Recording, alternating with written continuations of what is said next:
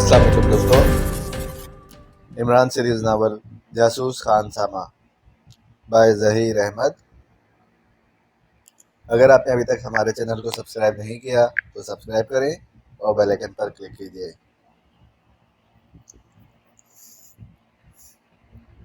वो सामने वॉशरूम है, जाओ और जल्दी वापस आना। सयापोश ने कमरे के कोने में एक दरवाजे की तरफ इशारा करते हुए कहा तो सुलेमान अस्बात में सर हिलाकर वॉशरूम की तरफ बढ़ता चला गया। इसने वॉशरूम की तरफ जाते हुए कमरे का तायराना जायजा लिया था। कमरे में आम रिहायशी सामान था। सामने एक बड़ी खिड़की थी जो खुली हुई थी। इस खिड़की की दूसरी तरफ एक दीवार थी, इसलिए सुलेमान दूसरी तरफ नहीं देख सकता था। इसने हाजत का बहाना बनाकर खुद को स्ट्रेचर से आज़ाद तो करा लिया था, लेकिन इसके जहन में इन लोगों से निपटने और यहाँ से निकलने का कोई तरीका वाज़ेह नहीं हो रहा था। के कमरे में एक ही सयापोश था, लेकिन इसके बावजूद सुलेमान इससे सोच समझ कर भिड़ना चाहता था, इसलिए वो खामोशी से वॉशरूम में घुस गया। अंदर आते ही इसने दरवाज़ा बंद किया और अंदर से लॉक कर लिया। वॉशरूम काफ़ी कुशादा था, इसका जहन तेज़ी से काम कर रहा था। इसने इधर उधर देखा और फिर जैसे ही इसने सर उठाया, इसकी आंखें बेख्तियार चमक उठी। ऊपर छत के पास एक बड़ा सा रोशनदान था। रोशनदान का सिर्फ फ्रेम बना हुआ था, इस पर ना शीशा लगा हुआ था और ना ही जाली थी। इस रोशनदान में सुलाखें दिखाई दे रही थी। रोशनदान इतना खुला था कि सुलेमान इससे आसानी से गुजर सकता था। रोशनदान देखते ही सुलेमान ने फौरन वॉशरूम का नल खोल दिया ताकि पानी गिरने की आवाज़ सुनकर बाहर मौजूद सयापोश यही समझे कि वो अंदर ही है। रोशनदान एक वॉश बेसिन के ऊपर था। सुलेमान ने एक वॉश बेसिन पर पैर रखा और दूसरे का सहारा लेकर तेज़ी से वॉश बेसिन के ऊपर खड़ा हो गया। वॉशरूम की छत ज़्यादा ऊंची नहीं थी, इसलिए सुलेमान के हाथ आसानी से रोशनदान तक पहुंच गए। सुलेमान ने दोनों हाथ फ्रेम पर जमाए और फिर इसने अपने जिस्म जोर लगाकर बाजुओं के बल ऊपर उठाना शुरू कर दिया। थोड़ा ऊपर जाकर सुलेमान ने अपनी कोहनियाँ रोशनदान के फ्रेम में फंसा दी और फिर अपना जिस्म ऊपर उठाता चला गया। चंद ही लम्हों में वो रोशनदान के अंदर था। ये देखकर इसकी तसल्ली हो गई कि रोशनदान बाहर की तरफ खुला हुआ था। बाहर एक चार दीवारी बनी हुई थी, ऐसी चार दीवारी जो आमतौर पर किसी कोठी में बनाई जाती थी।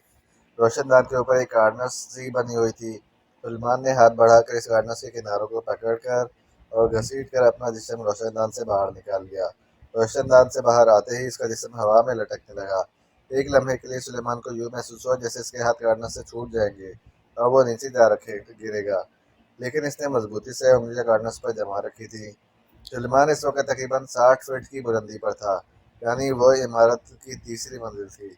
इसने सर झुकाकर नीचे देखा तो इसे नीचे कुछ फासले पर एक और कॉर्नर दिखाई दी। ये देखकर सुलेमान का दिल बिलिया उछल पड़ा था। इसने फौरन अपने जिस्म को झकोला दिया और कॉर्नर से हाथ छोड़ दिए। वो तेजी से नीचे गया। दूसरी कॉर्नर के करीब आते ही इसके हाथ हरकत में आए और इसकी उंगलियां इस कॉर्नर पे जम गई। एक लम्हे के लिए इसे अपनी उंगलियां उखड़ती हुई महसूस हुई, मगर इसने खुद को संभाल लिया। इसने नीचे देखा, वहां और कॉर्नर नहीं थी।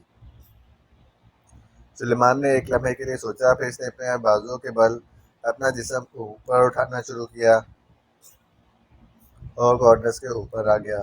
कॉर्नर्स पर आते ही इसने पुश दीवार से लगाई और इधर उधर देखने लगा। दीवार दाएं तरफ घूम रही थी। सुलेमान कॉर्नर्स के साथ साथ इस दीवार के गिर्द घूमता चला गया। सामने बाउंड्री वॉल थी जो खासी ऊंची थी।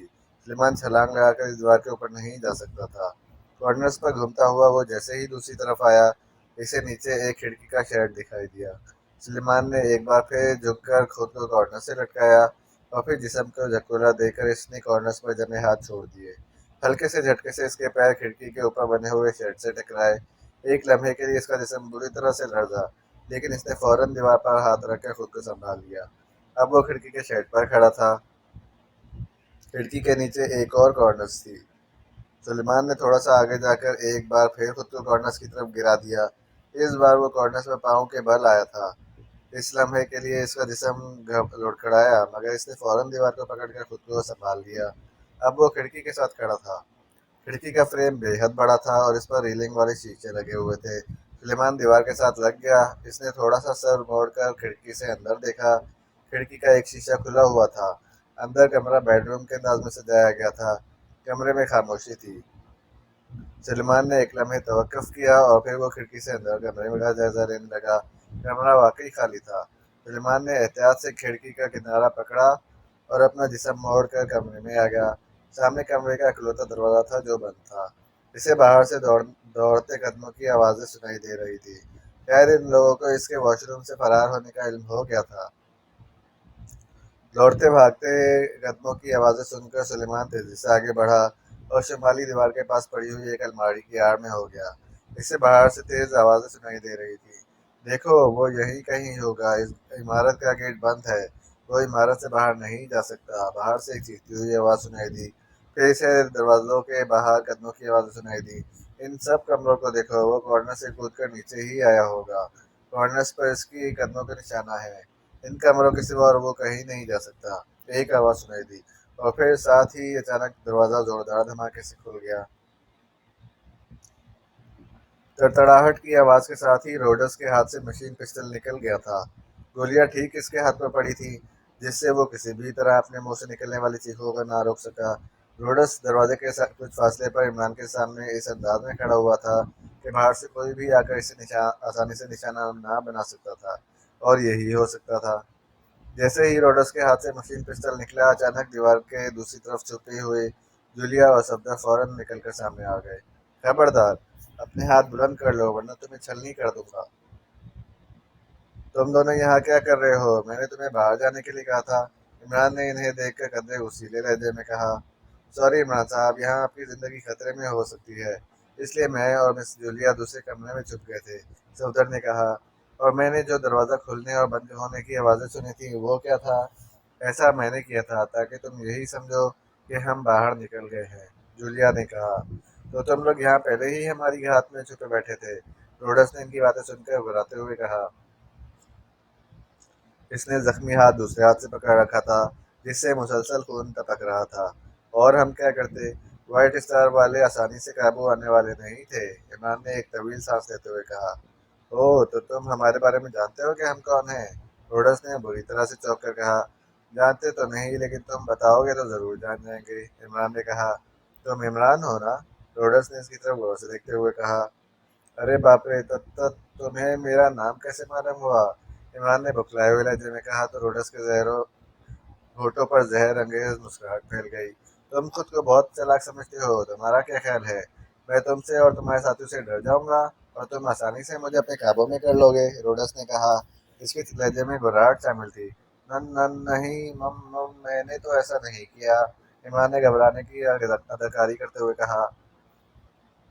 وائٹ اسٹار کے ایجنٹ تمہاری طرح مسخرے نہیں ہیں عمران، ہم اپنے اور مشن کی بقا کے لیے کسی کی جان لے بھی سکتے ہیں اور وقت آنے پر اپنی جانیں دے بھی سکتے ہیں، روڈس نے کہا۔ نہ نہ، میری جان مت لینا، بے شک حال لے لینا، میں تو یہاں ایسے ہی گھومنے پھرنے آ گیا تھا۔ ان دونوں کا پتہ نہیں یہ کون ہے اور کہاں سے آئے ہیں، تمہارے سامنے انہوں نے خود ہی اقرار کیا ہے کہ یہ دوسرے کمرے میں چھپے ہوئے تھے۔ تم بے شک انہیں گولیاں مار دو۔ ارے مگر تم انہیں کیسے مارو گے؟ تمہارا ہاتھ تو زخمی ہے۔ چلو تمہارا مشین پسٹل میں اٹھا لیتا ہوں، جب تم کہو گے تو میں تمہیں گولی مار دوں گا۔ عمران بے تکے پن میں ہانکتا چلا گیا۔ روڈس غضبناک نظروں سے ان کی طرف دیکھ رہا تھا۔ عمران آگے بڑھا اور اس نے جھک کر روڈس کا مشین پسٹل اٹھانا چاہا، لیکن اسی لمحے روڈس کی ٹانگ چلی اور عمران فوراً پیچھے ہٹ گیا۔ اگر وہ ہوشیار نہ ہوتا تو روڈس کی ٹانگ اس کے جبڑوں پر پڑتی۔ ٹانگ مار کر روڈس کھڑا گیا۔ جتنی دیر میں وہ سیدھا ہوا تھا، عمران نے جھپٹ کر اس کا مشین پسٹل اٹھا لیا۔ اب میرے پاس بھی مشین پسٹل ہے، ان دونوں سے نہیں ڈرتے تو مجھ سے ہی ڈر جاؤ، عمران نے کہا۔ اسی لمحے روڈس نے بجلی کسی تیزی سے جیب سے کوئی چیز نکالی اور اس کا ہاتھ تیزی سے حرکت میں آیا۔ ہوا میں ایک چمک سی لہرائی۔ عمران اور اس کے ساتھی بھی کچھ سمجھ ہی نہ پائے تھے کہ اچانک روڈس نے ایک لمبی چھلانگ لگائی اور عمران کے اوپر سے گزرتا چلا گیا۔ دوسری طرف گرتے ہی وہ تیزی سے اٹھا اور عمران کے حکم میں موجود کھلی ہوئی کھڑکی کی طرف بڑھا۔ ارے ارے روکو اسے، ارے، عمران نے بوکھلا کر کہا۔ اس نے مڑ کر روڈس پر چھلانگ لگائی، لیکن روڈس تو جیسے چلاوا بنا ہوا تھا، اس نے اٹھتے ہی کھڑکی کے باہر چھلانگ لگا دی تھی۔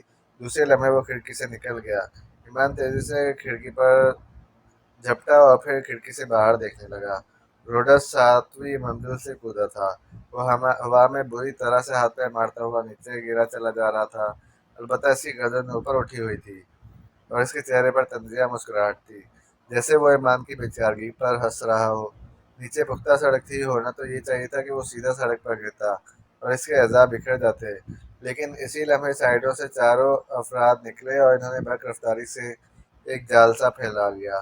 اس جال کے سرے ان چار افراد کے ہاتھوں میں تھے۔ وہ جال لے کر عین اس جگہ آ گئے جہاں سے روڈس نیچے آ رہا تھا۔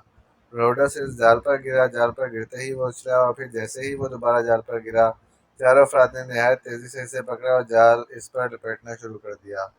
گڈ شو، عمران کے منہ سے بے اختیار نکلا۔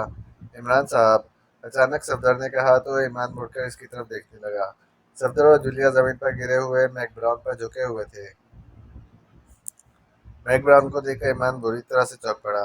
میک براؤن کے پہلو میں ایک خنجر گھسا ہوا تھا اور اس کے ارد گرد خون کا تالاب بنتا جا رہا تھا۔ اوہ، تو روڈس نے اسے خنجر مارا تھا؟ عمران نے ہونٹ چباتے ہوئے کہا اور تیزی سے میک براؤن کے پاس آ گیا۔ اس نے جھک کر میک براؤن کی گردن پر دو انگلیاں رکھی، پھر اس نے اس کی سانس دیکھی اور پھر وہ ایک طویل سانس لیتا ہوا اٹھ کھڑا ہو گیا۔ یہ ہلاک ہو چکا ہے، عمران نے کہا۔ ہاں، خنجر ٹھیک اس کے دل میں مارا گیا ہے۔ خدا کی پناہ، یہ لوگ اس قدر تیز اور خطرناک ہوں گے، مجھے تو ابھی تک اپنی آنکھوں پر یقین نہیں آ رہا۔ اس نے جس تیزی سے جیب سے خنجر نکالا اور اسے مار کر خود اچھل کر کھڑکی کی طرف گیا تھا، مجھے تو یوں لگا تھا جیسے بس بجلی سی کون گئی ہو۔ صفدر نے حیرت بھرے لہجے میں کہا، تو کیا میں نے جب ان کے بارے میں بتایا تھا تب تمہیں میری بات کا یقین نہیں آیا تھا؟ عمران نے منہ بنا کر کہا، ایسی بات نہیں، ہم تو وہیں اکیلا نہیں چھوڑنا چاہتے تھے۔ جولیا نے کہا، کیوں، میں دودھ پیتا بچہ ہوں کیا؟ عمران نے طنزیہ لہجے میں کہا، آپ نے ان خطرناک ایجنٹوں کے بارے میں جو کچھ بتایا تھا اس سے ہمیں خدشہ ہو رہا تھا کہ کہیں یہ آپ کو نقصان نہ پہنچا دے، اس لیے ہم یہیں رک گئے تھے۔ صفدر نے قدرے شرمندہ سے لہجے میں کہا، بالکل بالکل ٹھیک کیا ہے تم نے صفدر یار جنگ بہادر، یہ نقصان اور ہر خطرے سے بچانے کے لیے تم سب ہی ہر وقت میرے ساتھ ہوتے۔ تمہاری اس بہادری یا تمہارے اس احسان پر میں تمہیں کیا انعام دوں، تالیاں بجاؤں یا صرف ویل ڈن کہنے سے کام چل جائے گا؟ عمران کے لہجے میں تنزیہ طنز تھا۔ اب ہم پر اتنا طنز کرنے کی ضرورت نہیں ہے، سمجھے؟ ہم تمہاری بھلائی کے لیے یہاں رکے تھے، تمہیں بھلائی پسند نہیں ہے تو آئندہ ہم اس کے بارے میں سوچیں گے بھی نہیں۔ جولیا نے ناگواری سے کہا، واہ، کیا خوب بھلائی ہے، بھلائی بھلائی میں ایک مجرم کو خنجر مار کر ہلاک کر دیا گیا اور دوسرا تمہاری آنکھوں کے سامنے ساتویں منزل سے کھڑکی سے باہر کود گیا۔ مجھے پہلے سے ہی اس بات کا خطرہ تھا کہ وہ تمہیں یہاں دیکھ کر بھڑک سکتے ہیں، ہم سے بچنے بلکہ ہمارے قابو میں آنے کی بجائے یہ موت کو ہی ترجیح دینے والے ایجنٹ تھے، اور وہی ہوا۔ عمران نے کہا اور اسی لمحے اس کے سیل فون کی گھنٹی بج اٹھی۔ لو، لگتا ہے دوسرا بھی گیا کام سے، اب ان کی لاشوں پر بیٹھ کر ڈھول پیٹتے رہو۔ عمران نے جیب سے سیل فون نکال کر اسکرین پر خاور کا نام دیکھتے ہوئے کہا، ساتھ ہی اسی نے ریسیونگ بٹن پریس کیا اور سیل فون کان سے لگا لیا۔ عمران بول رہا ہوں، عمران نے سنجیدہ لہجے میں کہا۔ عمران صاحب، ہم نے اسے جال میں قابو کر لیا تھا، لیکن اس کے دانتوں میں سائنائڈ زہر بھرا کیپسول تھا۔ جال میں آتے ہی اس نے تیزی سے منہ چلایا اور ہلاک ہو گیا۔ دوسری طرف سے خاور نے پریشان زدہ لہجے میں کہا، تو تم کس مرض کی دوا تھے؟ میں نے تمہیں کہا تو تھا کہ جیسے ہی وہ جال میں گرے فوراً اسے بے ہوش کر دینا۔ میں نے اس کی کنپٹی پر حکم مارا تھا، لیکن وہ بے حد جاندار تھا، دوسرا حکم مارنے سے پہلے ہی اس نے منہ چلا لیا تھا۔ دوسری طرف سے خاور نے جواب دیتے ہوئے کہا۔ عمران نے بے اختیار ہونٹ کھینچ لیے۔ وہ تیز نظروں سے جولیا اور صفدر کو گھور رہا تھا، جیسے ان دونوں کی ہلاکتوں کے وہی ذمہ دار ہوں۔ ٹھیک ہے، جو ہو گیا سو ہو گیا، اس کی لاش ٹھکانے لگا دو، عمران نے منہ بنا کر کہا اور سیل فون آف کر دیا۔ کس کا فون تھا اور یہ جال کا کیا چکر ہے؟ جولیا نے کہا، مجھے ان دونوں سے یہی خطرہ تھا کہ یہ آسانی سے ہمارے قابو میں نہیں آئیں گے اور ہم سے بچنے کی ہر ممکن کوشش کریں گے، اس لیے میں نے خاور کو 3 ساتھیوں سمیت ایک جال لے کر نیچے فلیٹ کی کھڑکی کے نیچے رہنے کے لیے کہا تھا، تاکہ اگر ان میں سے کوئی کودے تو وہ اسے جال میں پکڑ کر ہلاک ہونے سے بچا سکے۔ انہوں نے ایسا ہی کیا تھا۔ خاور نے روڈس کے جال پر گرتے ہی اسے بے ہوش کرنے کے لیے اس کی گن پٹی پر حکم مار دیا تھا، لیکن روڈس خاصا جاندار انسان تھا، ایک ہک اس کے لیے ناکافی تھا۔ اس سے پہلے کہ خاور اسے دوسرا حکم مارتا، اس نے دانتوں میں چھپا ہوا زہریلا کیپسول چبا لیا، جس سے وہ وہیں ہلاک ہو گیا۔ سوری عمران صاحب، ہماری وجہ سے دونوں مجرم آپ کے ہاتھوں سے نکل گئے، صرف نکلے ہی نہیں ہیں، اس دنیا سے ہی کوچ کر گئے ہیں، اور اب تمہارے سوری کرنے سے تو یہ واپس آئیں گے نہیں۔ عمران نے کہا، اس کا موڈ بدستور بگڑا ہوا تھا۔ پھر بھی عمران، غلطی ہماری ہے، ہمیں تمہاری بات مان لینی چاہیے تھی، اس لیے میں بھی تم سے سوری کرتی ہوں۔ جولیا نے کہا، واہ واہ، اسے کہتے ہیں یک نہ شد دو شد، بھینس نے بین بجائی نہیں اور گائے نے گانا بھی شروع کر دیا۔ عمران نے کہا، یہ کیا مثال ہوئی؟ जूलिया ने इस नई मिसाल को सुनकर हैरत भरे लहजे में कहा, जो भी मिसाल है बड़ी सुथरी मिसाल है, तुम्हें समझ में नहीं आई तो मैं क्या करूं? वैसे इस मिसाल का खुद मुझे भी नहीं पता, पहले मैंने तेज लहजे में कहा और फिर बड़े राजदाराना लहजे में कहा तो जूलिया ने इसका मूड बहाल होते देखकर सुकून का सांस लिया। सफदर के चेहरे पर भी सुकून आ गया। इसीलिए तो कहती हूँ कि कोई भी मिसाल दिया करो तो सोच समझ कर दिया करो, जिसकी हमें भी समझ आए और खुद तुम्हें भी। जूलिया ने मुस्कुराते हुए कहा, एक बार शादी हो लेने दो फिर समझ आ जाएगी मुझे भी और तुम्हें भी, और सारी मसाले भी सीधी हो जाएंगी। इमरान ने कहा, किसकी शादी? जूलिया ने इसे घूरते हुए कहा, मम मम मेरी नन नन नहीं तुम्हारी। ओह मम मम मेरा मतलब है कि वो इमरान ने बौखलाहट भरे लहजे में कहा तो सफदर बेख्तियार हंस पड़ा। फजूल की अदाकारी मत करो और बताओ अब क्या करना है? जूलिया ने जिलाए हुए लहजे में कहा, करना क्या है, अब वापस ही जाना पड़ेगा। इस लाश से हमें क्या मिलने वाला है? मैं इसकी तलाशी ले लूं? ले लो, शायद इसकी जेब में मेरे वलीमे का एडवांस कार्ड निकल आए। इमरान ने कहा तो सफदर बेख्तियार हंस पड़ा, जबकि जूलिया इसे घूर कर रह गई। सफदर आगे बढ़ा और मैकग्राउंड की तलाशी लेने लगा। इमरान ने मैकग्राउंड का सामान दोबारा ब्रीफकेस में रखना शुरू कर दिया। इसने खास तौर पर ट्रांसमीटर उठाया था जिस पर मैकग्राउंड ने बिग मास्टर से बात की थी। अचानक इमरान के जहन में एक कुंदा सा लपका और इसने फौरन जेब में हाथ डाला और अपना सेल फोन निकाल लिया। क्या हुआ? जूलिया ने इसे चौंकते देखकर हैरानी से कहा।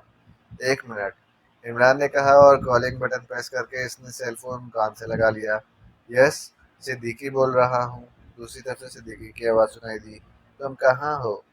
इमरान ने पूछा। मैं प्लाजा के फ्रंट पर हूँ और कुछ फासले पर अपनी कार में बैठा हुआ हूँ।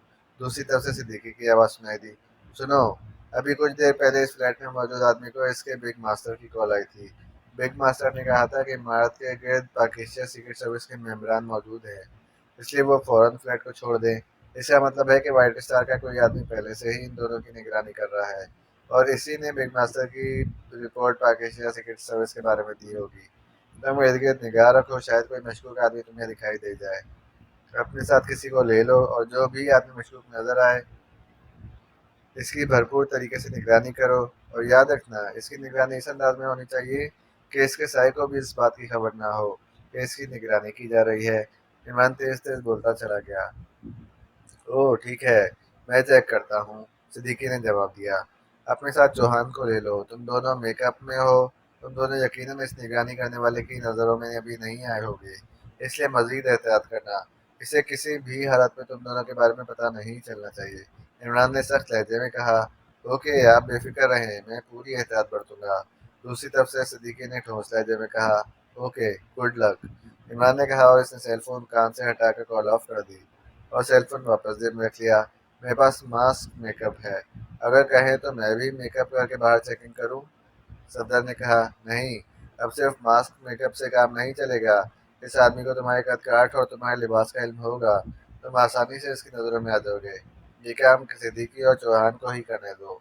इमरान ने कहा तो सफदर ने इस बात में सर हिला दिया। इमारत के साथ साथ हमें इस फ्लैट की भी निगरानी करनी चाहिए। रोडस ने खिड़की से कूदकर और फिर जहरीला कैप्सूल निगल कर जान दी है, लेकिन बिग मास्टर और बाहर निगरानी करने वाले को इस बात का इल्म नहीं होगा कि मैक ब्राउन के साथ क्या हुआ है। मैक ब्राउन जब यहाँ से बाहर नहीं जाएगा तो हो सकता है इसे भी यहाँ चेक करने आ जाए। जूलिया ने कहा तो इमरान उछल पड़ा। गुड आइडिया, तुम्हारी इस बात ने मेरे दिमाग की बुझी हुई तमाम बत्तियां रोशन कर दी हैं Julian after water. Good show, really good show, Imran ने खुश होकर कहा तो जूलिया के चेहरे पर रंग बिखरते चले गए। इमरान जब भी इसकी तारीफ करता था इसकी ऐसी ही हालत होती थी, जैसे इमरान की तारीफ से इसे बहुत बड़ी सनद और बहुत बड़ा एजाज मिल गया हो। तुम सचमुच मेरी तारीफ कर रहे हो या? जूलिया ने इसकी तरफ गौर से देखते हुए कहा, क्योंकि ईमान का पता नहीं चलता था कि इसकी तारीफ सचमुच तारीफ है या तारीफ में छुपा हुआ कोई तंज है। ओ नहीं, मैं तंज नहीं कर रहा, तुमने वाकई बहुत अच्छी सलाहियत दी है, तुमने वाकई बहुत अच्छी सलाह दी है। वेल डन, इमरान ने कहा। तो फिर इस फ्लैट की निगरानी कौन करेगा? जूलिया ने मुस्कुराते हुए कहा। निगरानी नहीं, मेरे जहन में एक और तरकीब आई है। वो तरकीब रिस्की है, फिर भी कोशिश जरूर की जा सकती है। क्या तरकीब है? मैक ब्राउन का कद काठ सफदर जैसा है। अगर सफदर मैक ब्राउन की जगह ले ले तो किसी को इस पर शक नहीं होगा।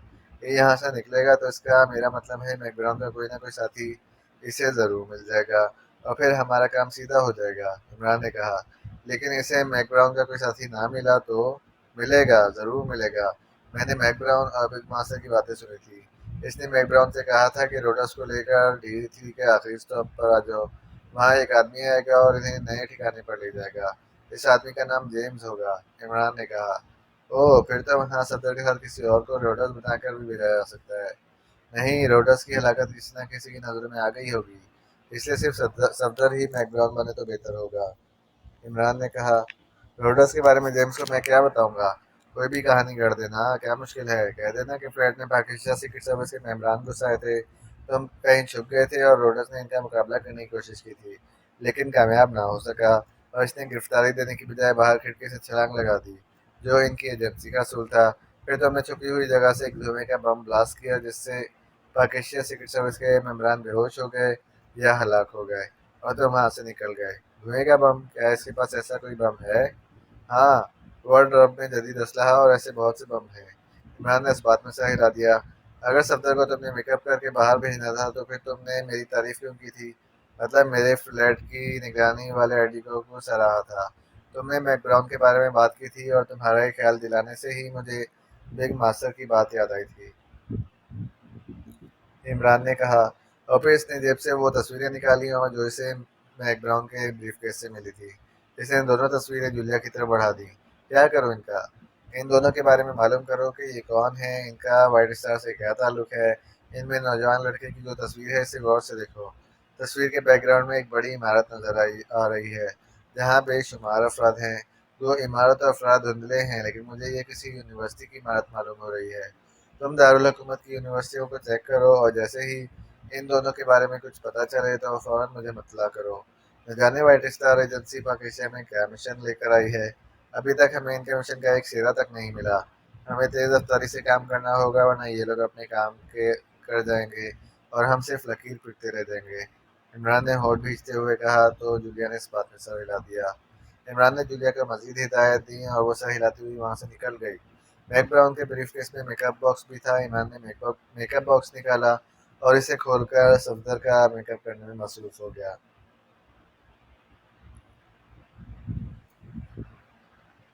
نیشنل یونیورسٹی کے حکم میں ایک بڑا سا احاطہ تھا جہاں ہلکی ہلکی گھاس اگی ہوئی تھی۔ اس احاطے کی دوسری طرف ایک اونچی دیوار تھی۔ احاطے میں ٹوٹی ہوئی کرسیاں، میزیں اور پھٹی پرانی کتابوں کا ڈھیر لگا ہوا تھا۔ یہ احاطہ عام طور پر کاٹ کباڑ رکھنے کے لیے استعمال ہوتا تھا۔ اس احاطے میں چونکہ چھت نہیں تھی اس لیے کاٹ کباڑ کو بارش سے بچانے کے لیے پیراشوٹ کا بڑا سا ترپال دیا گیا تھا جس سے احاطے میں دھوپ بھی نہیں آتی تھی۔ یونیورسٹی کے اسٹوڈنٹس اس احاطے کو ایک علیحدہ عیاشی کا سامان بنا کر رکھتے تھے۔ انہوں نے فرنیچر اٹھا کر دیوار کے ساتھ لگا کر اوپر نیچے جوڑ دیا تھا اور احاطے کا بڑا حصہ اپنے اٹھنے بیٹھنے کے لیے صاف کر لیا تھا۔ یونیورسٹی کے بعض اسٹوڈنٹس یہاں جمع ہوتے تھے اور اس الگ تھلگ جگہ پر سگریٹ، منشیات اور شراب کا کھلا استعمال کرتے تھے۔ یہ جگہ چونکہ یونیورسٹی کے اسٹوڈنٹس آرگنائزیشن کے لیڈر تبریز نے اپنے قبضے میں لے رکھی تھی، اس لیے اس طرف اس کی اجازت کے بغیر یونیورسٹی کا کوئی پروفیسر، لیکچرار یا یونیورسٹی کا ڈین تک آنے کی ہمت نہیں کرتا تھا۔ اس وقت بھی احاطے میں 20 سے زیادہ اسٹوڈنٹس وہاں موجود تھے جنہیں لیکچر اور پڑھائی سے کوئی مطلب نہ تھا۔ وہ یونیورسٹی میں صرف انجوائے کرنے کے لیے آتے تھے، خوب ہلہ گلا مچانے کے لیے اور شراب نوشی کرنے کے لیے آتے تھے، منشیات کا بھی استعمال کرتے تھے اور جوا بھی کھیلتے تھے۔ اس وقت اسٹوڈنٹس جن کی میں لڑکیاں بھی تھیں دو دو تین تین کے گروپ میں بیٹھے ہوئے تھے۔ ان کے سامنے منی حقے رکھے ہوئے تھے جن کی نالیاں کبھی لڑکوں کے پاس ہوتی تھیں اور کبھی لڑکیوں کے پاس۔ احاطہ مختلف قسم کی خوشبوؤں سے مہک رہا تھا۔ وہ سب ہنسی مذاق کرنے کے ساتھ ساتھ تاش بھی کھیل رہے تھے اور شیشے سے بھی لطف اندوز ہو رہے تھے۔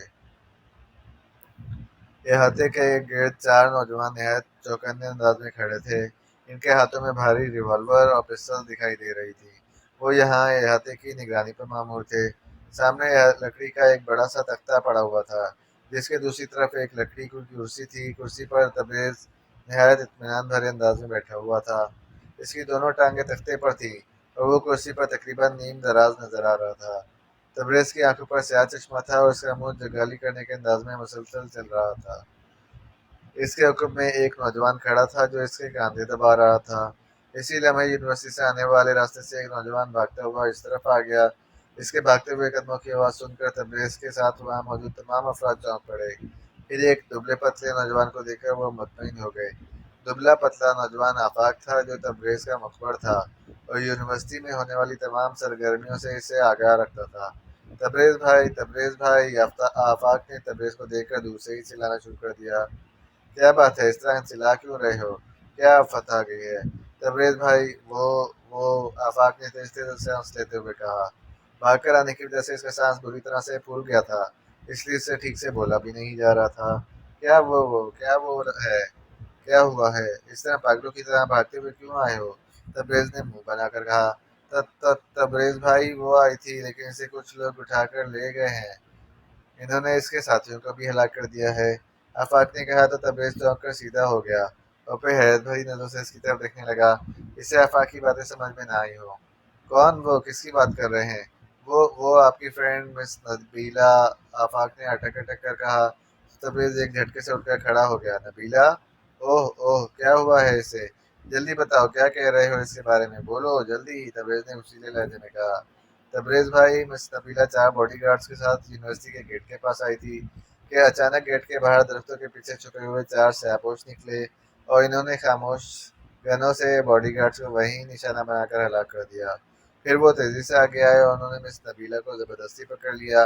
اس لمحے سائڈ کی سڑک سے ایک بند گاڑی کی وین آگے ان کے پاس آ کر رکی اور وہ مس نبیلہ کو اس وین میں ڈال کر لے گئے۔ آفاق نے تفصیل بتاتے ہوئے کہا تو تبریز کا رنگ یکلخت زرد ہو گیا۔ نبیلہ کو اغوا کر لیا گیا ہے؟ یہ کیسے ہو سکتا ہے؟ کون لوگ تھے؟ کیا تم نے انہیں دیکھا تھا؟ نہیں تبریز بھائی، انہوں نے سر سے پاؤں تک سیاہ لباس پہن رکھے تھے، ان کی آنکھوں پر سن گلاسز بھی تھے۔ آفاق نے فوراً کہا۔ تم کہاں گئے تھے اور گیٹ کے باہر موجود سیکورٹی والوں نے روکا کیوں نہیں؟ تبریز نے کہا، جس کا چہرہ غصے سے سرخ ہو رہا تھا۔ گیٹ پر 2 مسلح محافظ تھے، ان سیاہپوشوں نے ان دونوں کو بھی گولی مار دی تھی۔ گیٹ کے پاس 2 محافظوں اور نبیلہ کے 4 باڈی گارڈز کی لاشیں پڑی ہوئی ہیں۔ میں اتفاق سے گیٹ سے تھوڑا فاصلے پر تھا، یہ سب میں نے اپنی آنکھوں سے دیکھا ہے۔ آفاق نے کہا تو تبریز نے جھپٹ کر اس کا گریبان پکڑ لیا اور اسے اپنی طرف کھینچ لیا، اس کی آنکھوں میں آنکھیں ڈال کر گرانے لگا۔ تم نے دیکھا تو تم نبیلہ کی مدد کے لیے آگے کیوں نہیں گئے؟ وہ تبریز بھائی! وہ 4 مسلح تھے، انہوں نے گیٹ کی طرف بھی چند فائر کیے تھے۔ گیٹ کے پاس اور اسٹوڈنٹس بھی تھے، انہیں فائرنگ کرتے دیکھ کر وہ سب دبک گئے تھے، آفاق نے ہکلاتے ہوئے کہا۔ اور ان دبکنے والوں میں تم بھی تھے؟ کیوں؟ تبریز نے اسے بری طرح سے جھنجھوڑتے ہوئے کہا۔ میں آفاق نے انتہائی خوفزدہ لہجے میں کہا۔ اوہ، تم سب نکمے، ڈفر اور نان سینس ہو۔ تمہارے سامنے 4 فرد ایک لڑکی کو اٹھا کر لے گئے اور تم سوائے تماشا دیکھنے کے اور کچھ نہ کر سکے؟ دل تو چاہتا ہے کہ ریوالور نکال کر ساری گولیاں تمہارے سر میں اتار دوں۔ تبریز نے اسے جھٹکے سے پیچھے دھکیلتے ہوئے کہا۔ تنک پنک سا آفاق جھٹکا کھا کر نیچے گرا، اس کا جسم اس بری طرح سے لرز رہا تھا جیسے جاڑے کا بخار ہوا ہو۔ تبریز غصے سے جبڑے بھینچ کر ادھر ادھر ٹہلنے لگا، پھر اس نے کمر کی بیلٹ میں الجھا ہوا اپنا مخصوص ریوالور نکال کر ہاتھ میں پکڑ لیا۔ اسے غصے اور اس کے ہاتھ میں ریوالور دیکھ کر وہاں موجود تمام اسٹوڈنٹس بوکھلا گئے تھے اور فوراً اٹھ کر کھڑے ہو گئے تھے۔ کیا نمبر تھا اس وین کا؟ کون سا ماڈل تھا؟ اور وہ کس طرف گئی ہے؟ تبریز نے آفاق کی طرف مڑتے ہوئے وسیلے لہجے میں کہا۔ وہ ڈاٹسن وین تھی تبریز بھائی، اس پر کوئی نمبر پلیٹ نہیں تھی اور وہ مین سڑک کی طرف گئی ہے، آفاق نے فوراً خوف بھرے لہجے میں کہا۔ تبریز کے سامنے اس میں اٹھ کر کھڑا ہونے کی ہمت نہیں تھی۔ شیرازی! تبریز نے سائڈ پر کھڑے ایک نوجوان کو آواز دی۔ حکم تبریز بھائی! اس نوجوان نے تیز تیز چلتے ہوئے اس کی طرف آتے ہوئے کہا۔ گاڑی نکالو، ہم اس وین کے پیچھے جائیں گے، وہ لوگ نبیلہ کو لے کر ابھی زیادہ دور نہیں گئے ہوں گے۔ تبریز نے تیز لہجے میں کہا۔ جی تبریز بھائی، اور سنو، کار رکبی طرف لے لانا، حکم سے ہم شارٹ کٹ سے مین روڈ کی طرف جائیں گے، تبریز نے کہا تو شیرازی اس بات میں سر ہلا کر تیزی سے ایک طرف بھاگ گیا۔ تم جا کر رانا، مہتاب، عباسی اور جمشید کو بلاؤ، ان سے کہنا کہ وہ بھاری اسلحہ ساتھ لائیں، ہمیں ایک مشن پر جانا ہے، جاؤ جلدی۔ تبریز نے آفاق سے مخاطب ہو کر کرخ لہجے میں کہا تو آفاق تیزی سے اٹھا اور یوں دوڑتا چلا گیا جیسے اسے ایک لمحے کی بھی دیر ہو گئی تو قیامت آ جائے گی۔ میں بھی چلوں آپ کے ساتھ بھائی؟ ایک نوجوان نے آگے بڑھ کر تبریز سے کہا۔ نہیں، تم یہاں کا انتظام سنبھالو، ان سب کو یہاں سے بھگا دو، مین گیٹ پر لاشیں ہیں اس لیے یہاں پولیس آئے گی، پولیس کے آنے سے پہلے یہاں کا سارا ماحول بدل جانا چاہیے۔ تبریز نے اسی انداز میں کہا اور ریوالور دوبارہ بیلٹ میں پھنسا کر تیز تیز چلتا ہوا ایک طرف بڑھتا چلا گیا۔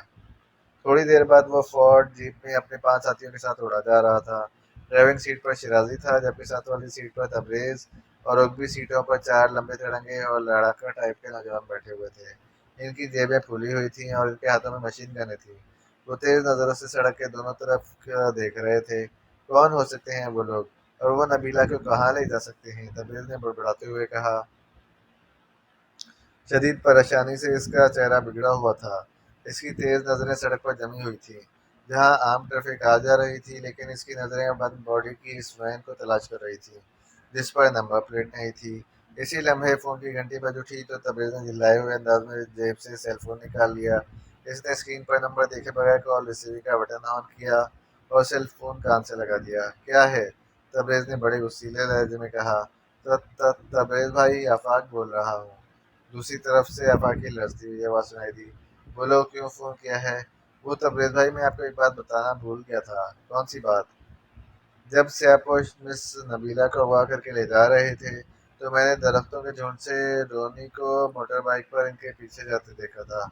आप रोनी से बात कर लें, इसे जरूर मालूम होगा कि वो लोग मिस नबीला को कहाँ ले गए हैं। कौन रोनी? किसकी बात कर रहे हो? वो मैं रुनेल की बात कर रहा हूँ, रुनेल डिसूजा, जो मिस नबीला की क्लास का ही स्टूडेंट है।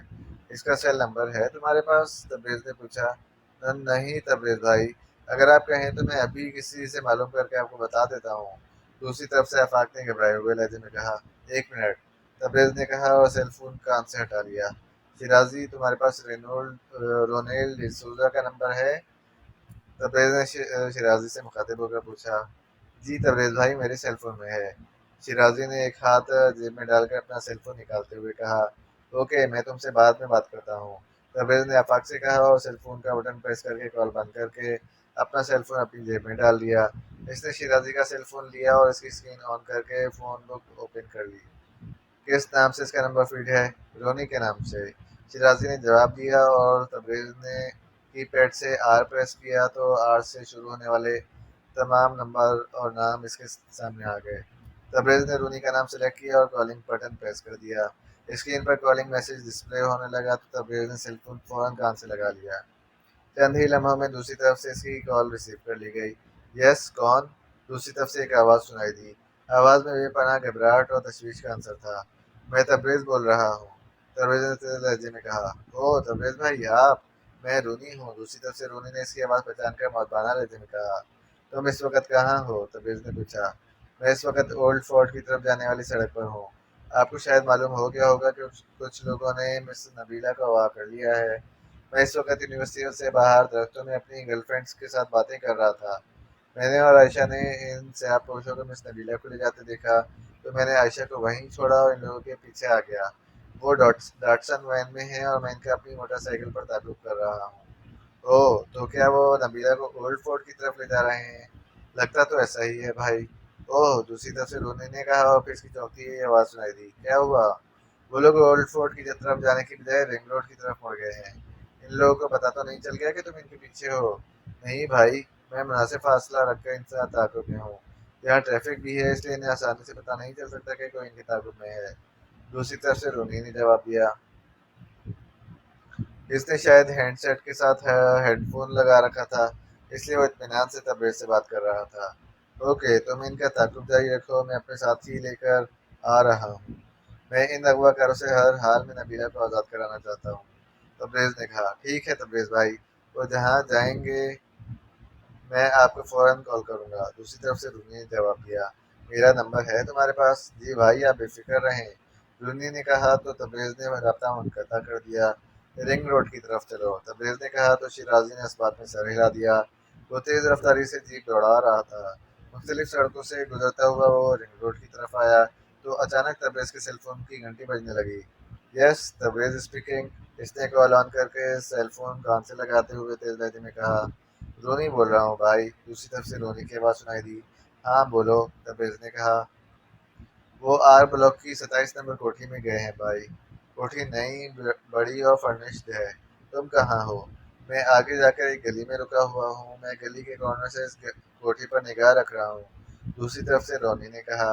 ओके, हम पहुँच रहे हैं, तबरेज ने कहा और इसने फ़ोन ऑफ करके जेब में डाला और फिर इसने शिराजी को आर ब्लॉक की तरफ चलने के लिए कहा। थोड़ी देर में वो इस गली में थे जहाँ एक नौजवान मोटर बाइक के पास खड़ा ان کا انتظار کر رہا تھا۔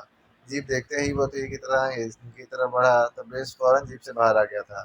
سلام تبریز بھائی، آنے والے نوجوان نے اسے مخصوص انداز میں سلام کرتے ہوئے کہا۔ سلام، کیا وہ ابھی کوٹھی میں ہی ہیں؟ تبریز نے اس کی سلام کا جواب دیتے ہوئے پوچھا۔ جی تبریز بھائی، کوٹھی کے اندر سے تو کوئی نہیں نکلا، البتہ ابھی تھوڑی دیر پہلے 2 بڑی گاڑیاں اندر گئی ہیں، ان میں کم از کم 8-10 افراد تھے۔ اوہ، ان کا تو اچھا بھلا گروپ معلوم ہوتا ہے، تبریز نے کہا۔ ہاں بھائی، وہ سب مسلح تھے، ہماری تعداد ان کے مقابلے میں کچھ بھی نہیں ہے۔ اگر کوٹھی پر ریڈ کرنا ہے تو آپ کو اور آدمی بلانے ہوں گے، اور آدمی بلانے میں وقت لگے گا، وہ لوگ نبیلہ کو نقصان بھی پہنچا سکتے ہیں۔ ان کے لیے ہم ہی کافی ہیں، جو کرنا ہے ہمیں ہی کرنا ہے۔ کیا تم اسلحہ چلا سکتے ہو؟ جی بھائی، لیکن اس وقت میرے پاس کچھ نہیں ہے۔ شیرازی، اسے مشین پسٹل اور فالتو میگزین دے دو، ہم ابھی اور اسی وقت کوٹھی پر ریڈ کریں گے۔ اندر جو بھی ہوگا ہم اسے ختم کر دیں گے، تم سب بھی اپنا اسلحہ لے لو۔ ہمیں پوری طاقت سے حملہ کرنا ہوگا تاکہ انہیں سنبھلنے کا موقع نہ مل سکے، لیکن اس بات کا دھیان رہے کہ اندر نبیلہ بھی ہے، اسے کوئی نقصان نہیں پہنچنا چاہیے، سمجھے تم؟ تبریز نے کہا۔ جی بھائی۔ تم دونوں فرنٹ کی طرف جاؤ، شیرازی اور رونی تم بیک کی طرف سے اندر داخل ہونے کی کوشش کرو۔ میں اور عالم ساتھ والی کوٹھی سے اندر جائیں گے۔ اندر جا کر تم بے دریغ اسلحہ استعمال کرنا شروع کر دینا۔ مجھے ہر حال میں نبیلہ چاہیے، اور وہ بھی زندہ۔ تبریز نے تیز لہجے میں کہا تو وہ سب سر ہلا کر تیزی سے دائیں بائیں بھاگتے چلے گئے۔ آؤ، تبریز نے اپنے ساتھ کھڑے نوجوان عالم سے کہا، اور وہ دونوں گلی سے نکل کر تیز تیز چلتے ہوئے 26 نمبر والی کوٹھی کے پاس آ گئے۔ یہ کوٹھی ابھی زیر تعمیر تھی، اس کا گیٹ کھلا ہوا تھا۔ دونوں تیزی سے اندر آ گئے۔ جیسے ہی وہ اندر آئے، کوٹھی کا چوکیدار انہیں دیکھ کر چونک پڑا، جو سائیکل لے کر گیٹ سے باہر آ رہا تھا۔ ارے ارے، کون ہو تم؟ اس طرح اندر کیوں گھسے جا رہے ہو؟ چوکیدار نے سائیکل روک کر انہیں حیرت سے دیکھتے ہوئے کہا۔ اسے ہاف آف کر دو، تبریز نے اپنے ساتھی سے کہا تو عالم تیزی سے چوکیدار کی طرف آیا۔ اس سے پہلے کہ چوکیدار کچھ سمجھتا، عالم کا ہتھوڑی نما مکہ اس کی کنپٹی پر پڑا، اور چوکیدار ہلکی سی چیخ مار کر سائیکل سمیت الٹتا چلا گیا۔ اس نے زمین پر گر کر اٹھنے کی کوشش کی، لیکن اسی لمحے تبریز کی ٹانگ چلی اور وہ وہیں گر کر ساکت ہو گیا۔ تبریز نے اس کے سر پر بوٹ کی ٹو ماری تھی۔ اندر آ کر تبریز نے ادھر ادھر دیکھا، اور پھر وہ تیزی سے ایک طرف بڑھ گیا۔ اس طرف آؤ، تبریز نے کہا تو عالم اس کے پیچھے ہو گیا۔ اس طرف چھت پر جانے والی سیڑھیاں تھیں۔ وہ تیز تیز چلتے ہوئے سیڑھیوں کی طرف آئے اور سیڑھیاں چڑھنے لگے۔ اوپر چھت تھی، جس کا ایک کنارہ 27 نمبر کوٹھی کی طرف تھا۔ وہ دونوں تیزی سے اس کے کنارے کی طرف لپکے۔ کنارے کے قریب جا کر وہ دونوں فوراً چھت پر لیٹ گئے۔ دونوں کے ہاتھوں میں گنیں تھیں۔ لیٹ کر وہ نہایت محتاط انداز میں کرالنگ کرتے ہوئے آگے بڑھنے لگے۔ کنارے کے قریب آ کر تبریز نے سر اٹھا کر دیکھا تو اسے دوسری طرف کوٹھی کا بڑا سا لان دکھائی دیا۔ وہاں کوئی نہیں تھا، البتہ سامنے پہنچ میں 3 کاریں اور ایک بند باڈی والی وین ضرور کھڑی تھی۔ اس وین کو دیکھ کر تبریز سمجھ گیا کہ یہ وہی وین ہے جس میں نبیلہ کو لایا گیا ہے۔ یہاں تو کوئی نہیں ہے، عالم نے ادھر ادھر دیکھتے ہوئے کہا۔ وہ اندر ہوں گے، ہمارے لیے موقع اچھا ہے، چلو اندر کود جاؤ، تبریز نے کہا۔ بھائی، اندر جا کر ہم خطرے میں آ سکتے ہیں، کیوں نہ ہم ان لوگوں کو اندر سے باہر نکال لیں؟ جیسے وہی باہر آئیں گے ہم ان پر فائرنگ کر دیں گے۔ مطلب؟ میرے پاس ایک ہینڈ گرینیڈ ہے، میں اسے سامنے والی دیوار پر مارتا ہوں، دیوار سے دھماکے سے دیوار اڑ جائے گی، دھماکے کی آواز سن کر وہ لوگ باہر آئیں گے اور ہم انہیں فوراً ہلاک کر دیں گے، اور پھر دوسری طرف کود جائیں گے۔ اندر اور افراد ہوئے تو ہم انہیں بھی ہلاک کر دیں گے، اور اگر ہمیں مس نبیلہ کو لے کر تیزی سے یہاں نکلنا پڑا تو یہ ٹوٹتی ہوئی دیوار ہمارے کام آئے گی۔ ٹھیک ہے، مارو بم، تبریز نے کہا تو عالم نے فوراً جیب سے ہینڈ گرینیڈ نکالا اور اس کا سیفٹی پن دانتوں سے کھینچ کر پوری قوت سے دائیں طرف والی دیوار پر مار دیا۔ بم پھینکتے ہی ان دونوں نے سر نیچے کر لیے۔ اسی لمحے زوردار دھماکہ ہوا اور دیوار کے ٹکڑے اڑ گئے۔ دھماکہ اس قدر شدید تھا کہ وہ جس چھت پر موجود تھے انہیں چھت پوری طرح لرزتی ہوئی محسوس ہوئی۔ جیسے ہی دھماکہ ہوا، اچانک انہوں نے عمارت کے دوسری طرف سے فائرنگ کی آوازیں سنی۔ اسی لمحے سامنے والا دروازہ کھلا اور اچانک وہاں سے 2 سیاہ پوش مشین گنیں لیے باہر آ گئے۔ باہر آتے ہی انہوں نے اندھا دھند فائرنگ شروع کر دی۔ سیاہ پوشوں کو دیکھتے ہی تبریز اور عالم نے سر پیچھے کر لیے۔ لگتا ہے تمہاری ترکیب کام کر گئی ہے، چوہے بلوں سے باہر نکل رہے ہیں، تبریز نے کہا تو عالم مسکرا دیا۔ تبریز نے ذرا سا سر اٹھایا تو اسے لان میں 6 سیاہ پوش دکھائی دیے، اور وہ زمین پر رینگتے ہوئے مسلسل اس طرف فائرنگ کر رہے تھے جہاں سے دیوار ٹوٹی ہوئی تھی۔ اوکے، اڑا دو انہیں، तबरेज़ ने मशीन पिस्टल सीधा करते हुए कहा तो आलम ने भी मशीन पिस्टल इन सैयदपोशों की तरफ कर दिया। ये दोनों चूंकि बुलंदी पर थे और सैयदपोश लॉन में मौजूद थे, इसलिए वो इनके निशाने पर थे। सैयदपोशों की पूरी तवज्जो टूटी हुई दीवार की तरफ थी, जैसे इन्हें शक हो गया हो कि दीवार बाहर से बम मारकर उड़ाई गई हो और हमलावर दूसरी तरफ मौजूद हों, जिन्हें वो अंदर आने से रोकने के लिए फायरिंग कर रहे थे। इसी लम्हे तबरेज़ रिवॉल्वर और आलम के मशीन पिस्टल से शोले निकले और छः के छः सैयदपोश चीखते हुए उलटकर गिर गए और तड़प तड़प कर वहीं साकत हो गए। दूसरा बम निकालो जल्दी। मेरे पास एक ही बम था भाई, आलम ने कहा। हाँ, एक बम से क्या होता है? मैंने तुम्हें हर तरह से तैयार होकर आने का हुक्म दिया था। नॉनसेंस। सॉरी भाई, तबरेज़ का गुस्सा देखकर आलम ने सहम कर कहा। चलो जल्दी नीचे कूदो, इससे पहले कि बाहर कोई और निकले, हमें तेजी से अंदर जाना होगा। तबरेज़ ने कहा और उठकर खड़ा हो गया और फिर वो रुके बगैर फौरन नीचे कूद गया। नीचे कूदते ही इसने पैरा ट्रूपिंग के अंदाज में कलाबाजी खाई और पैरों के बल जमीन पर आ गया। जैसे ही इसके पैर जमीन पर लगे वो फौरन पहलू के बल गिरा और घूमता हुआ एक सैपोश की लाश के नजदीक आ गया। इसने सैपोश की गिरी हुई मशीन गन उठाई और उठकर खरगोशों की तरह नहायत तेजी से इस दरवाजे की तरफ दौड़ता चला गया जहाँ से सैपोश निकल कर बाहर आए थे। चंद ही लम्हों में वो दरवाजे के पास पहुंच गया। इसने दरवाजे की साइड की दीवार से कमर लगा ली। इसी लम्हे आलम भी छलांग लगाकर नीचे आ गया और वो भी खरगोशों की तरह दौड़ता हुआ इस तरफ आ गया और दरवाजे की दूसरी साइड से लग गया। दरवाज़ा खुला हुआ था, दूसरी तरफ एक छोटी सी राहदारी थी।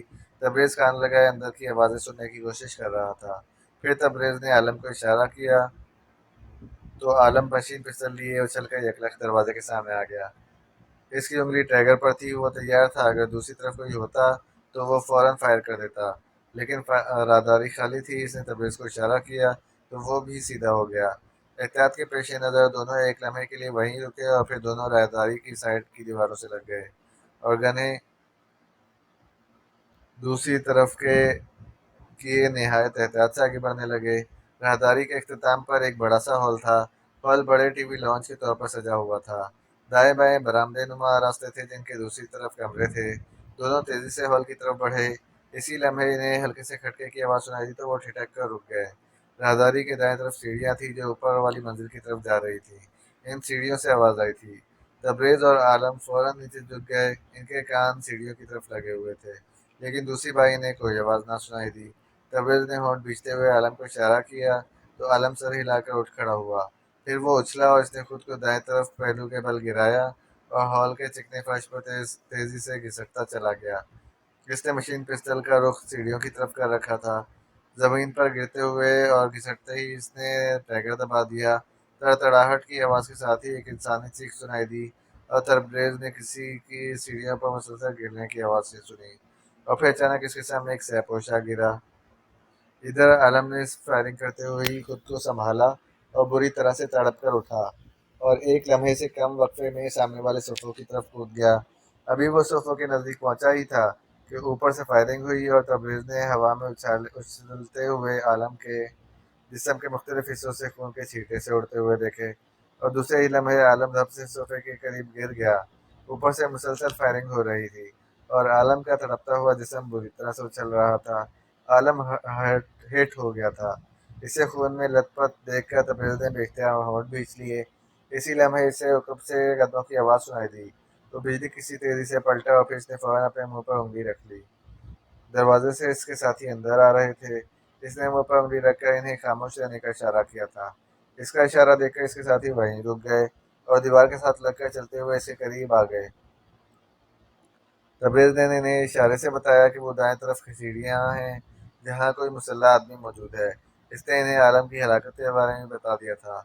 आलम की लाश सामने पड़ी हुई थी जिसे देखकर इसके साथी दम बखुद रह गए। अचानक तबरेज़ ने जेब में हाथ डालकर अपना सेल फोन निकाला और फिर इसने अपने सेल फोन सामने मौजूद सोफों की तरफ उछाल दिया। सेल फोन जैसे ही सोफे पर गिरा इसी लम्हे इस तरफ गोलियों की बिछाड़ हो गई। तबरेज़ गोलियों की बौछार होते ही दीवार के आड़ से निकला और इसकी मशीन गन से शोले निकले। इसने अंधाधुंध सीढ़ियों पर फायरिंग कर दी। सीढ़ियों के बीचों बीच एक सियापोश खड़ा हुआ था। तबरेज़ का बस इसे लगा और वो बुरी तरह से चीखता हुआ सीढ़ियों पर गिरा और नीचे गिरता चला गया। तबरेज़ मुसलसल फायरिंग कर रहा था। सीढ़ियों के स्टेप्स के टुकड़े उड़ रहे थे। इस एक से आपोश के सिवा वहाँ कोई नहीं था। तबरेज़ ऊपर मौजूद गैलरी की तरफ देखने लगा। आ जाओ, तबरेज़ ने कहा तो वो सब हॉल में आ गए। इनके पास भी मशीन गन थी, जो शायद इन्होंने सैपोशों को हला करके इनसे हासिल की थी। बाहर कितने अफराद थे? तबरेज़ ने एहतियात से सीढ़ियाँ चढ़ते हुए शिराजी से पूछा। उगवी तरफ 3 अफराद थे, जबकि फ्रंट पर 4 सैपोश मौजूद थे। हम जैसे ही अंदर दाखिल हुए, इन्होंने हम पर फायरिंग कर दी थी, लेकिन वो हमें निशाना ना बना सके और हमने इन्हें हलाक कर दिया, शिराजी ने जवाब देते हुए कहा। अच्छी तरह से जायजा लेना था, बाहर कोई और ना मौजूद हो, तबरेज़ ने कहा। आप बेफिक्र रहें भाई, मैंने जमशेद को बाहर छोड़ दिया है। वो ऐसी पोजीशन में छुपा हुआ है कि कोई भी इस तरफ आया तो वो इसे आसानी से निशाना बना सकता है, शिराजी ने जवाब दिया। ओके, तबरेज़ ने कहा। वो मुसलसल सीढ़ियाँ चढ़ते जा रहे थे। तबरेज़ और शिराजी की नज़रें ऊपर थीं, जबकि इनके साथ तीसरे नौजवान की नज़रें हॉल पर थीं। वो इनके पीछे उल्टे कदमों ऊपर आ रहा था। अभी वो चंद सीढ़ियाँ ही ऊपर चढ़ कर गए होंगे कि अचानक ऊपर गैलरी, जहाँ लकड़ी का जंगला सा लगा हुआ था, इसके जंगले में से एक मशीन गन की नाल निकली और इस नाल से शोले से निकले और तबरेज़ को अपने कंधों और पहलू में गर्म सलाखें सी उतरती महसूस हुई। इसके हलक से ज़ोरदार चीख निकली और वो उछलकर सीढ़ी से मुड़ा और सीढ़ियों पर रोल होता हुआ नीचे गिरता चला गया। इसके साथियों का भी यही हाल हुआ था। वो दोनों भी गोलियों की जद में आ गए थे और तबरेज़ की तरह सीढ़ियों पर गिरते चले गए थे। तबरेज़ की आंखों के सामने अंधेरा सा छा गया था। इसे अपने जिस्म में आग सी भरती हुई महसूस हो रही थी। वो बेख्तियार उठने की कोशिश कर रहा था, मगर उठते ही वो गिर पड़ता। इसका दिमाग साए साए कर रहा था। इसी लम्हे इसे किसी के तेज तेज सीढ़ियाँ उतरने की आवाज़ सुनाई दी। ओह, ये तो तबरेज़ है। वही तबरेज़ जिसे मैक ब्राउन और रोडस ने नबीला को बहला फुसला के लाने के लिए टाल दिया था। तबरेज़ को एक हैरत भरी आवाज़ सुनाई दी। तबरेज़? ओह, तो ये हमला इसने और इसके साथियों ने किया था। लेकिन ये यहाँ कैसे आ गया? इसे दूसरी आवाज़ सुनाई दी। मालूम नहीं, मैं तो इसे खुद भी यहाँ देखकर हैरान हो रहा हूँ, पहली आवाज़ सुनाई दी। यह भी जिंदा है, इसे उठाओ, फौरन इमरजेंसी रूम में ले आओ। ये हमें खुद बताएगा कि यहाँ कैसे आया था और क्यों आया था। इसकी हालत बेहद ख़राब है, शायद ही बच सके। शुक्र करो ये हमारे काम का आदमी है, इसका बचना हद दर्जे ज़रूरी है। ले चलो इसे। और स्टारमैन, तुम अपने साथियों को लेकर बाहर जाओ। अगर इनके मजीद साथी नजर आए तो इन्हें जिंदा पकड़ने की कोशिश करो। मुझे हर सूरत में ये पता चलाना है कि ये यहाँ क्यों आए थे, दूसरी आवाज़ ने करख लहजे में कहा, और इसके साथ ही तबरेज़ को अपने दिलो दिमाग में अंधेरा बढ़ता महसूस हुआ। ये अंधेरा इस कदर गहरा था कि तबरेज़ को आखिरी लम्हे तक बस यही महसूस हो रहा था कि अब वो रोशनी की किरण को कभी नहीं देख सकेगा।